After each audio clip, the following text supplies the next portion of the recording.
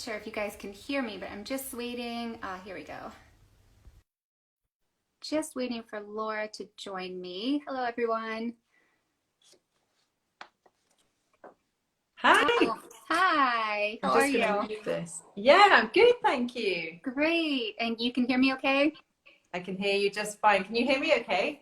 Yeah, this is works. So this is for anyone watching, this is my second time doing a live, so I feel much better this time around doing it. And I know you've done a couple too, haven't you? Yeah, yeah. But Yeah, so you're getting yeah. more comfortable with them.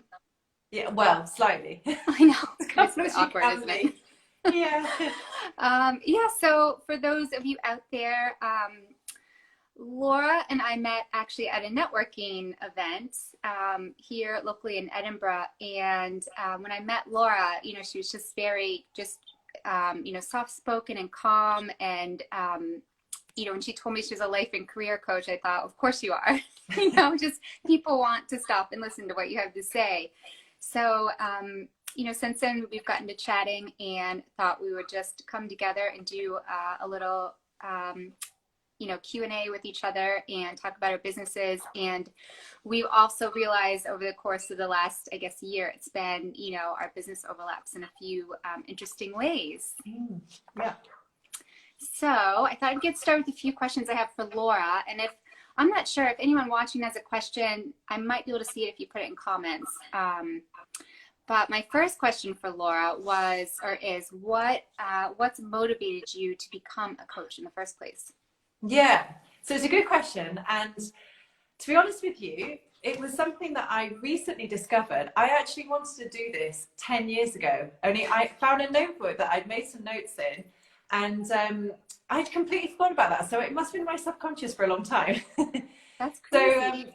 yeah, but actually it didn't really materialize as that. I think I always knew I wanted to work with people. So I actually, a long time ago, I was a geography teacher. And Gonna so ask. yeah, and then I retrained as a careers advisor. Loved doing all that, and then I kind of moved more into quick potted career history of mine into sort of the business side of education and schools. And then when we moved up here, so we moved up to Scotland 3 years ago. So, Okay. Oh, same as and me. yeah, exactly. And so my family is from Scotland actually. From about 20 years ago, they moved up to Scotland, but we kind of randomly got stuck down south, not quite sure why. And then what we decided, well, my husband and I, we can't have children, so we wanted to be nearer, or have some lots of nieces and nephews, both my sister up here. We wanted to be part of their lives. And when I moved up, I knew I was going to have to get a new job. And I took the safe option by going to do something very similar, setting up a development office in a school, which was fine, but I kind of knew it wasn't really what I wanted to do. And you've got that disconnect. And so I went to see a life coach myself up here, and she was amazing. And actually just in a couple of sessions, I was like, oh my word, I need to change. I need to get out of here. But at that point, I wasn't quite brave enough. Something was there saying, coaching could be good, but I wasn't quite brave enough. So at that point then, I went into business actually with a friend of mine. So she'd set up a headhunting company, which was great. And I said, let's give it a try for 6 months, see how it goes. And I really enjoyed it. But what I really enjoyed was talking to the candidates and trying to help them with their careers and work out what it was they wanted to do. And actually the kind of salesy commission, that bit of it just wasn't me. So I went back to the life coach and said, I think I want to do what you're doing. So we had a great conversation then. And so then I basically got my accreditation. It's the International Coach Federation. So I've got my ACC. It's just like a professional qualification in coaching. And set up the business just over a year ago, actually. So Wow. Yeah, you're that's how brand new. yeah. It's funny. It's funny you say how you kind of almost always knew and it didn't feel right. It's so many people that do end up setting up their own business. They say that those same things that, just whatever it wasn't quite there, and this was always just in the back of their mind. Yeah, So I know. yeah, it's just I love when you hear someone does finally kind of break through and gets to that. Once you can get over that point of setting up your own business, I mean, there Yeah. really is no looking back, and you can you can make it work for you and what you really enjoy doing, which is pretty amazing. Yeah, So well absolutely. done. Yeah, thank you. Well, yeah, like I said, it was a kind of two-stage process. So sometimes you know that, and there's a lot of clients I work with that where they know something's not quite right and they want to make a change. But I mean, you do, well, you know this, you have to kind of leap into the unknown at some point, and that can be really scary. And keep leaping. It's really, it Yeah, doesn't stop yeah. there, does it? No, exactly. Oh my gosh. So what do you like most about coaching? That is a really good question. I love helping people. I love helping them. I'm curious about people. I love finding out what makes people tick. But I really love helping people move from being a place where they're kind of stuck and they don't know where to go, they don't know what to do next. And the coaching I do, even though a lot of people come to me and it's something career or professional related, you'll know, everybody knows that your life isn't nice, neat little boxes, that actually you end up, I just coach the whole person holistically, and it's about all sorts of other stuff too. So it might be about money or relationships or health and fitness, you name it. But it's being able to see them change and have those kind of light bulb aha moments when suddenly, boom, there's the insight, and they can go from that stuck place into, okay, I've got a plan, I know where I want to go. And just that is such a privilege when you're working with someone and helping them become more fulfilled, more content, find their purpose, live their, get to their dreams or whatever it is. It's I love it. I absolutely love it. That's very rewarding. Yeah, massively rewarding and a real privilege because, some the people I work with, they're very vulnerable. They're sharing sometimes their really deep rooted fears and anxieties and, sharing all sorts of stuff. It's not the same as counseling, obviously. Counseling is when you go back into someone's history and counselors are super trained people and you try and get to the root cause. Coaching's more about, okay, we're here now. It's about moving forwards to try and get somewhere. But of course you're going to people come up against their own inner dialogue and their own limiting beliefs and everything. So, yeah.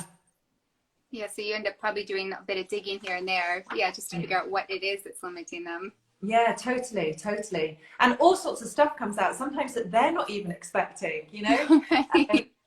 That's again, can be fascinating because it's often that, your gut instinct is often correct in a lot of ways, but people find ways of overriding it. So often we kind of know intuitively about a person, a situation, a job, a relationship, whatever it is, but you just kind of disconnect from that. So actually being able to reconnect to that and really trust yourself, again, that can be massively rewarding and life-changing for some people. Yeah, definitely. I mean, I feel like, I bet as soon as you say it, it just kind of resonates with almost a pit that someone has in their stomach, knowing that that's the right thing, but it might be a little tricky to admit.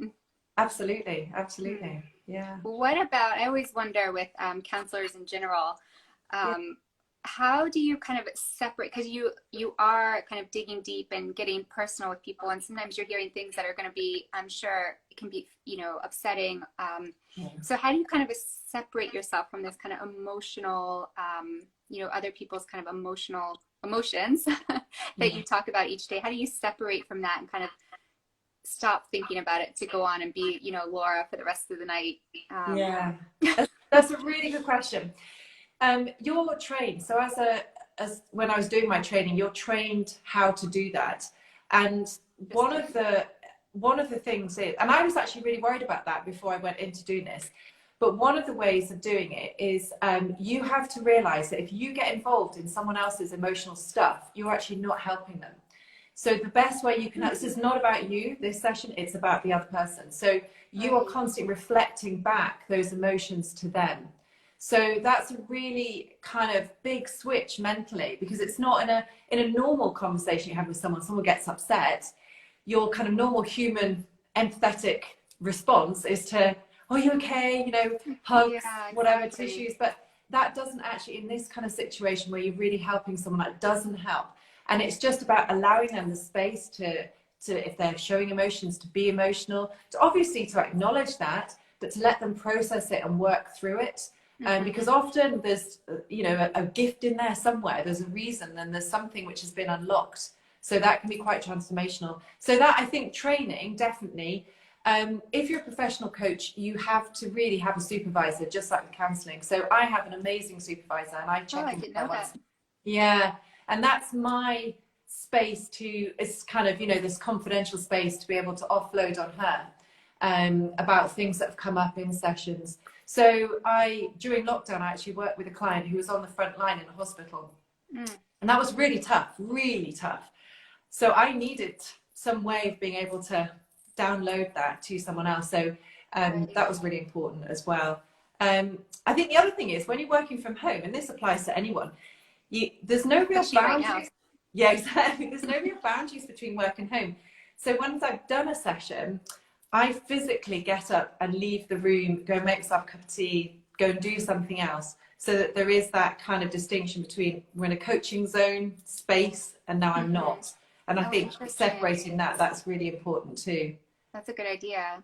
Yeah, it's so important to get up and take breaks, you know, however you do it, because it's easy to get just sucked in to your work hole all day. Totally, exactly, because that could apply to anybody working from home, you know, being able to, you know, maybe you've just come off like a big Zoom meeting, like a team meeting, and you need to just switch into a different mode. So, you know, it's that physical kind of movement and act of going somewhere else that can be really important. Yeah. So what, so it sounds like you have some good methods that you use already for separating yourself from work and things like that. But how do you overcome, you know, setbacks? I don't know if you want to answer it in your business or your life, but I imagine you have a similar approach. Yeah. Well, yeah, actually, I would say talking to someone is, for me, like that is, you know, that old thing, a problem shared is a problem halved. You know, as soon as you've got it out there, you know, for some people, they like journaling. You know, I do journal a bit too, but I actually just find talking to someone, just picking up the phone, going, talking to my husband, friends, family, whatever. Right. You know, that can massively help, because it just, and you can also then, you can kind of see it sometimes from someone else's perspective. So, and that can be really helpful. So also self-talk, you know, like just challenging some of those preconceptions or that inner dialogue that's going on, you know, about the situation. I also have a business mentor who is amazing. Yeah, so I do once a month-ish kind of session with her, and that's really helpful. Yeah, so again, talking about, you know, business challenges, things that come up, things that have not worked out. And again, just having someone who's really experienced and got that wisdom, you know, that's really super helpful. Sometimes actually just going back to, you know, your original reason, why did I set up this business in the first place? Why am I doing what I'm doing? You know, what are my goals? Just having that reset. I've got a Kanban board, you know, with the kind of where you move things along, so you have all your different priorities and business planning. So yeah, and that again, just going and looking at that visually. Is it like a Trello board, but I do it manually. Right. Yeah, I like that better too. Yeah, and it's just, again, it's that kind of going back, you know, you've had a setback, something's not worked out. Okay, let's reset now. What do I need to do to get back to that place where I was feeling much better about things? Yeah, that's a really good point. And I think having a visual is really important, because it's just different when you're doing it on the computer. It doesn't, well, it just feels that way, you know, just not as personal. Yeah. So that's a good tip. You should maybe show us those in one of your, or maybe you already have, your tip for the day, your hint for the day. Oh, show us what you use. So if you guys don't know, Laura gives these great, do you call it hint of the day? Hint of the day, yeah. Hint of the day, just really little, like a minute long bit of information. Just every time you hear, you know, whatever she's saying, you're like, oh yeah, that's a good idea. That's easy enough to do. Thank you. Thanks for that. Yeah, so those are really useful. Well, I think we've kind of touched on this, but what motivates you to get out of bed every day? Yeah, I love my job. Yeah. I'm really lucky. I think, you know, I genuinely, this sounds kind of like really cheesy, but I genuinely love what I do. And I honestly feel like this is my purpose, what I was here to do. So I think that really helps, you know, and I know I'm really fortunate. I know there's a lot of people I talk to who are doing jobs for all sorts of other reasons. But that, you know, for me, and you know, it's not all a bed of roses, of course it's not. And, you know, life's been really challenging recently. But I think if you genuinely can connect to why you're doing what it is that you're doing, that massively helps. So that's my biggest motivation. I'm also, I don't know if you know the Enneagram. I think I've talked about this before, but the Enneagram is like kind of psychology, not psychology, what's the word I'm looking for? Personality. You sent me to that website, I think. I did a little test and had my kids do it too. Oh, brilliant. Yeah, so it's 1 to 9. And I'm a 3, which is the achiever. So I am one of these people. And also I'm a dairy farmer's daughter. So I wake up really early. Naturally, I've got masses of adrenaline pumping around, ideas pinging around my head. I mean, I do crash and burn at the other end of the day. Right, I can relate But in to the that. morning, you know, I am absolutely, morning is my time. So I'm kind of lucky like that my physiological makeup means that I'm naturally more motivated, I think, in the morning anyway. Yeah, I agree. I like that too. And I just think just knowing when you're motivated is important, because then you know when you can kind of plan your workday around. Totally. Yeah, absolutely. And when your slumps are, so you know to plan certain tasks to do. Right. That's, when your slump starts, that's when you go have a coffee with a friend and have a nice little pick-me-up. But yeah, in the morning, just get to work. Yeah, totally. So I feel like you're always recommending, I see you recommend books and things like that on your Insta page. Do you have any like podcast, book, or apps that you really like that you could recommend? Yeah, I have hundreds, but I'll try and limit it to one. So podcast, I love Mary Hyatt's Living Alive. So Mary Hyatt is a mindset coach, and she has a huge source of inspiration to me as a coach, but also like personally. So I'm part of her Fully Alive Circle group as well. But her podcast, she has some really interesting topics on there, and she kind of does each month a different topic and then does podcasts around them. So it's so that's really interesting. App-wise, bit of a cheat. Can I use YouTube? YouTube has everything you need. Everything. Even if you don't use the YouTube app, when you search something, you're going to end up on YouTube, you know? I know, totally. So that probably is a bit of a cheat, but I love doing yoga by Adrienne. She has, do you ever do any of her yoga? I'm not a yoga person. Okay, fine. Well, if you're not a yoga person, I keep trying. Well, she's great because what she does is she has yoga for certain things. So certain emotions. So yoga for like anxiety or stress, or you're feeling a bit down, or yoga if you've, you know, like your upper back or your hips or something. So she has these like nice little, sometimes I do a 5-minute one just every morning, and then there are kind of longer ones, 20 minutes, half an hour. So yeah, I like that. Book, it's going to be Brené Brown. Nice. Brené Brown, The Gifts of Imperfection, which is one of her first books. In fact, it might even be her first book. That was a game changer for me. And actually, I just saw on LinkedIn today, I think she's done like a relaunch of it along with some kind of online resources. So it might be worth looking at. But yeah, Gifts of Imperfection. I've just actually today on my Instagram, Daring Greatly is a brilliant book, and Dare to Lead. I mean, if you've not done any Brené Brown stuff, I don't know anything about Brené Brown, Netflix, she has a Netflix show, and that is a really good, it's just an hour long, it's like an extended TED Talk, and she's done TED Talks too, but the Netflix show, it just kind of really tells you everything about her work around shame and vulnerability. It's brilliant. So ooh, yeah. That sounds like a good one. Yeah, really good. Like Brené Brown, she's my guru. I'll definitely I'll send this out in stories after in case anyone wants to check it out. All right, good. Yeah, it's always nice to have, I don't know, I call them self-help books. Maybe that's outdated, but I just think those books just help you keep an awareness going about yourself all the time, which I think it just helps keep you a little bit more grounded and away from just letting life kind of happen to you. Yeah. So yeah, I like having one of those books on hand all the time. Yeah. So this looks like some good ones. So how would you describe yourself if you only had 3 words? I know. Well, I knew you were going to ask this. I gave you the hard question.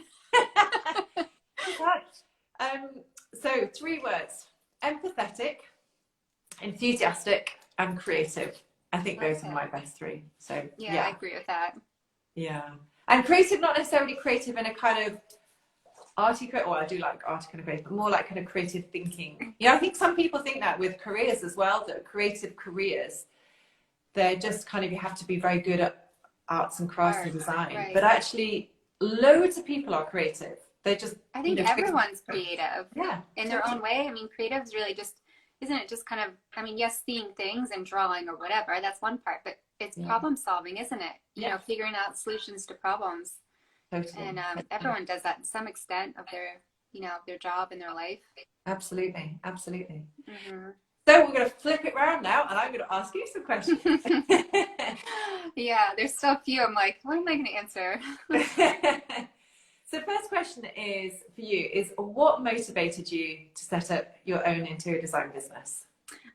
Yes, I actually, funny enough, had this question last week. I always thought I would have my own design business. I didn't think I would have it this early on in my career.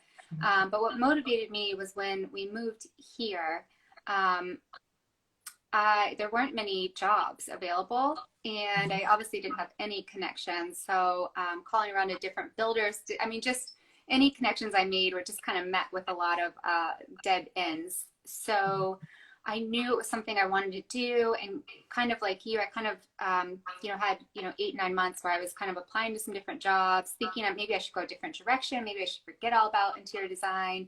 And then I came across this 4-month business school, you know, just to help designers set up their business. And I thought, yeah, this is it. Let's do it. So, you know, I don't know if anyone ever feels fully ready to set up their business. I certainly didn't, but went through the 4-month course and, you know, got my first actually 3 clients by the end of it, and just kind of haven't looked back. So, Brilliant. yeah, so kind of almost forced into it a bit sooner than I would have liked, but obviously haven't regretted any of it. I love having my own business. It just really allows me so much creativity to handle clients the way I want, you know, and deliver results the way I think that they need. So it's, I love it. Yeah, brilliant. That's really great. And I'm just curious as to your kind of career journey, just a quick kind of summary. Oh my gosh. It's going to be tricky because there's been a lot of moves. Yeah, okay. Just really sort of briefly, what, you know, what did you kind of think from originally? So briefly, or originally, I went to school, right, you know, university right out of school for, well, I studied economics, actually, and that's what I got my degree in. And then I had this minor in studio art, which was really clearly my passion, but I needed to go out and make money. There was no, you know, there was no place for me to go live after university. I had to go do it myself. So what I thought was, who makes money being creative? You know? So I went, you know, the financial route. I went to financial services with an economics degree. And like you said, you know, going back to your journal, for me, I could go back to a conversation I had with my college advisor. And I had my art portfolio with me from an art show. And it was like the last day of school. I was just meeting with him. And I was showing him my art pieces and getting super excited about them.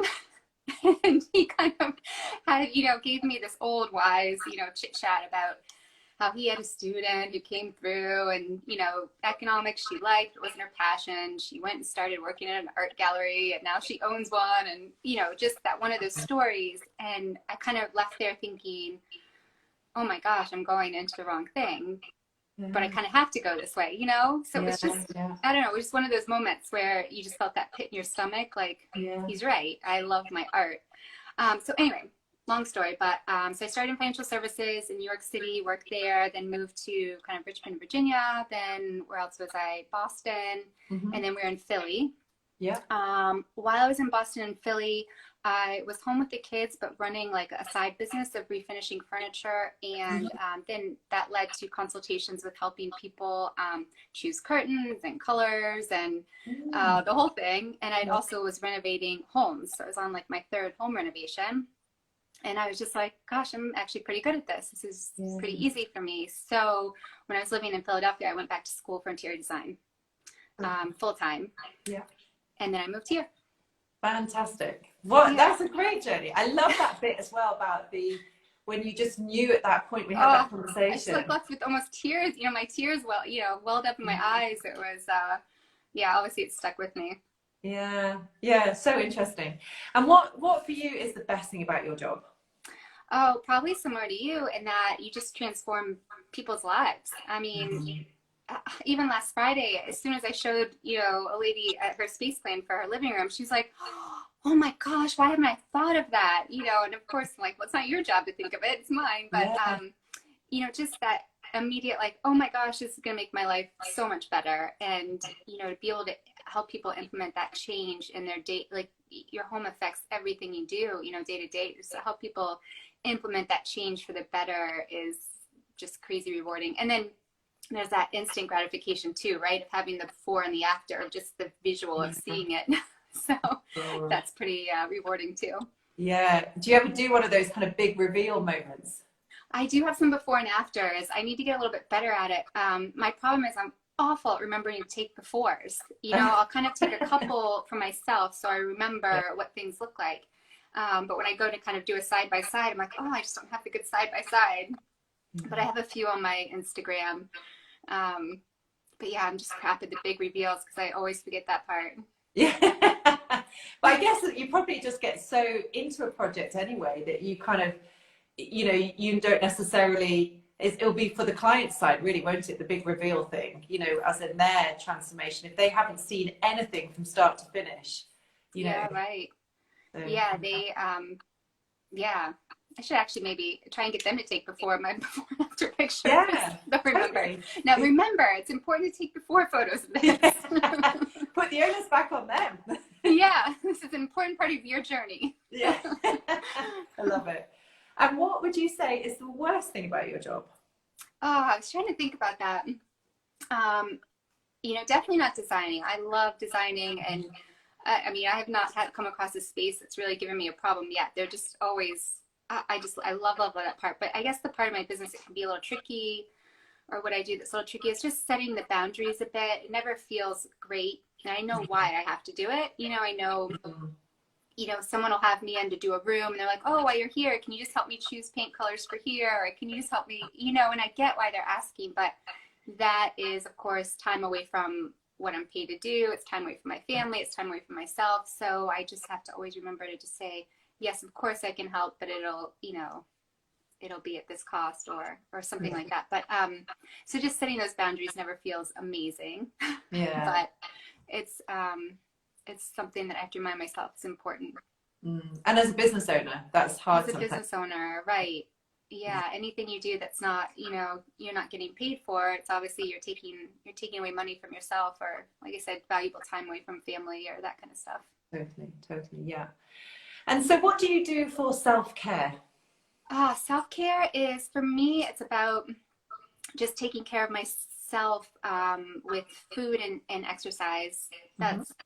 Those have kind of been, honestly, even before I went into interior design, I was really looking at going into health and nutrition. It's it's definitely a passion of mine. So nourishing myself through foods, and then exercise. And exercise for me, I always get bored doing the same thing. So I have to keep finding new programs and new, exercise routines to keep me going. Yeah. So right now I'm on this new kind of 75-day, it's a workout and actually meal program together. Just to keep me, again, just kind of interested and going and push me through, just to get stronger and healthier. Yeah. So yeah, that's my self-care, putting aside time for that. Yeah.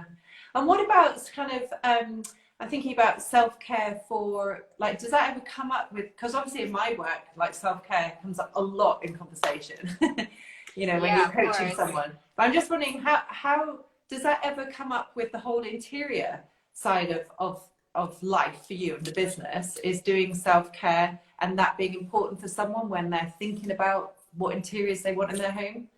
Yeah, exactly. So self-care, there's quite a few people that I speak with, and investing in yourself. So I was just saying how I invested in something, I invested in someone helping me with my meals and exercise. So obviously that's something I could do by myself, but I'm not overly motivated to do it by myself, and I can't do it as well.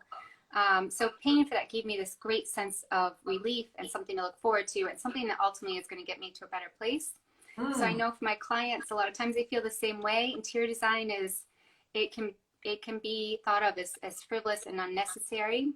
Okay. But once clients say, this is something I'm doing for me to feel better every single day in my home for the rest of my life, this is an investment I'm making in me, to make this improvement. They just, it's like the initial, it's always that initial spending money. You're like, oh, should I do it? Yeah. Should I not? The guilt around it.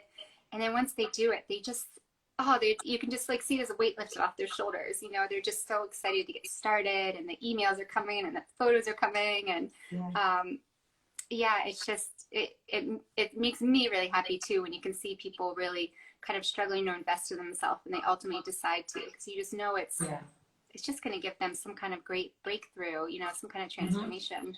Definitely. And that, and like you said, I mean, it can be money, but it can also be time. I mean, sometimes for the clients that I work with as well, it's about, okay, I know I really want to spend some time sorting my life out and trying to come up, with a good life plan or career plan or whatever, but actually you have to put aside time. I mean, obviously, paying for the service, but it's in that investment on both sides, isn't it?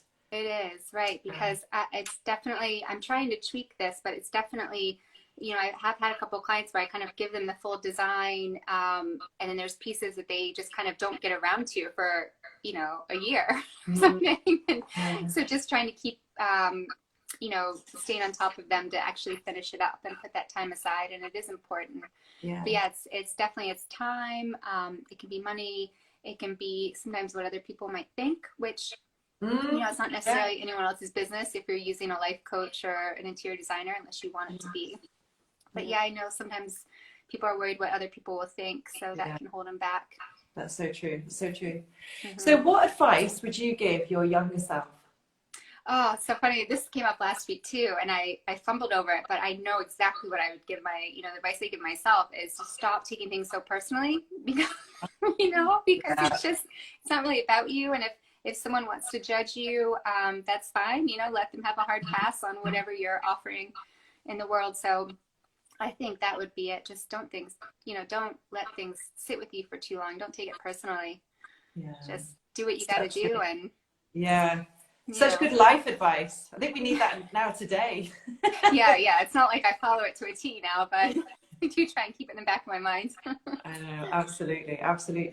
And this is maybe a hard one, what will your ideal life look like in 10 years time? Oh my gosh. So this question it cracked me up earlier, because in 10 years I'll be 50, which is just sounds unbelievably old. Sorry for anyone out there that's 50. I don't know that number. It's just, it's like you remember your grandparents being 50, you don't think of yourself as ever becoming 50. So 10 years will be 50. And for me, I think it'll be exciting because, my kids one will be kind of, if they go university route, one will be out, one will just be in.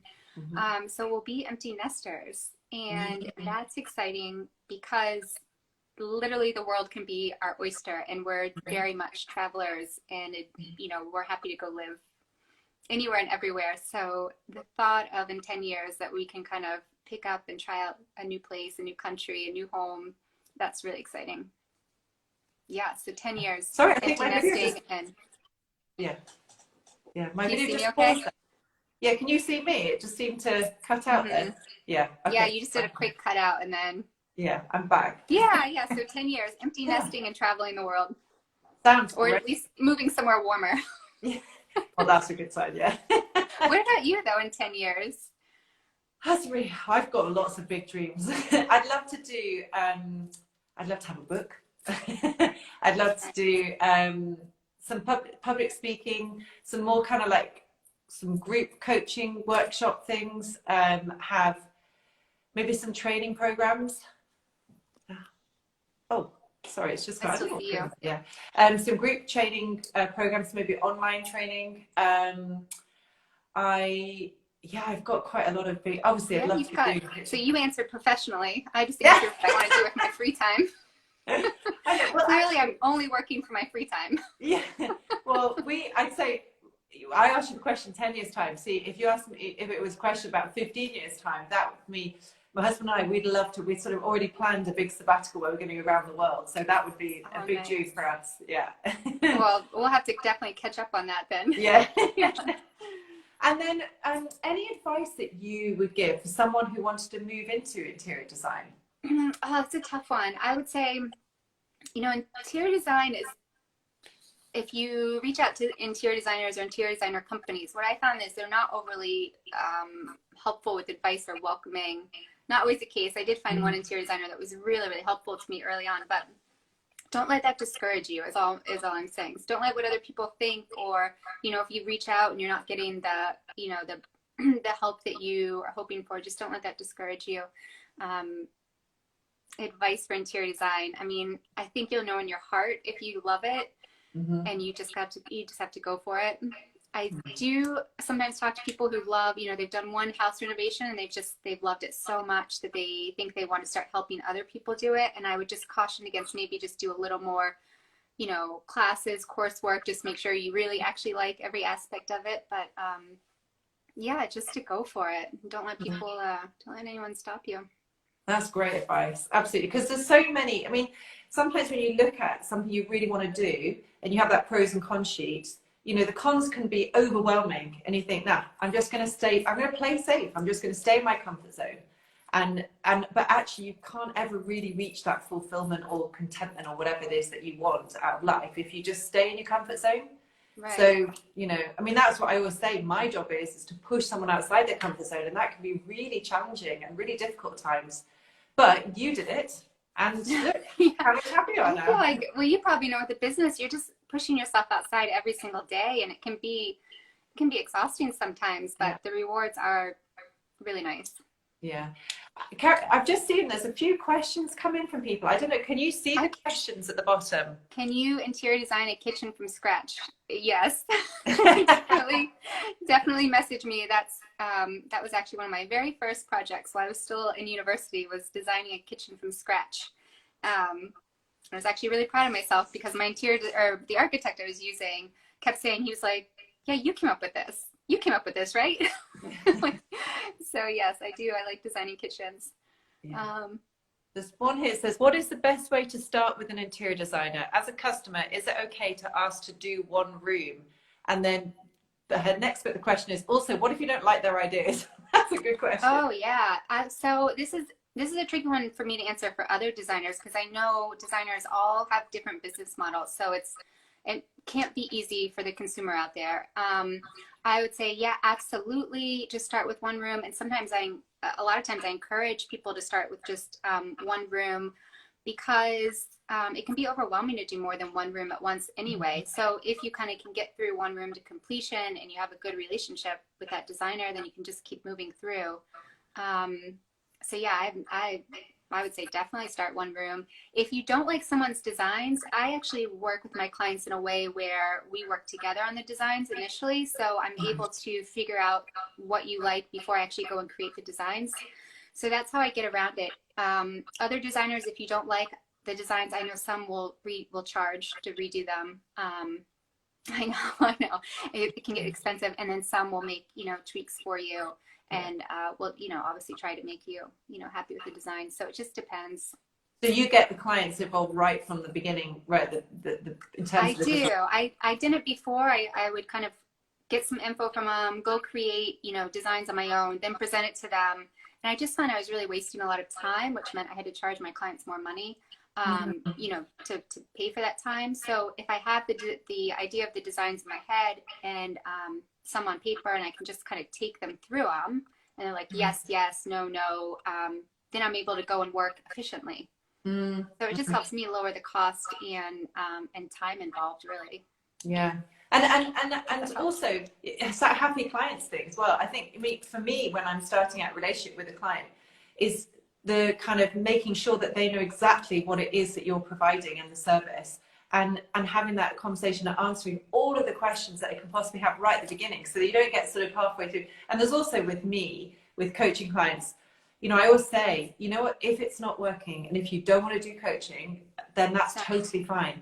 You know, so that kind of almost, yeah, I think because it's managing expectations, isn't it? You know? So when you book a client, do you start with a phone call before you kind of take someone on? Yes, yeah, same. I just feel like, I know people always want me to just send out information, but I feel like I need to ask all those questions and get all the expectations up front before I can really, you know, say, yes, I'm the right person for you. Yeah. And I think for me as well, they have to understand the difference between coaching and mentoring, for example. So coaching is I about, don't.